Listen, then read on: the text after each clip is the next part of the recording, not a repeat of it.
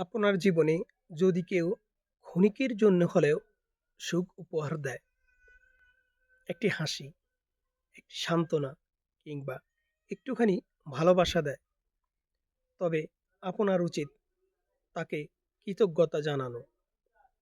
কারণ এই ছোট্ট ছোট্ট মুহূর্ত জীবনের ভারসাম্য তৈরি করে। সবাই দীর্ঘকাল পাশে থাকে না, কেউ আসে একটুখানি সুখ হয়ে, তারপর মিলিয়ে যায় অন্ধকারে।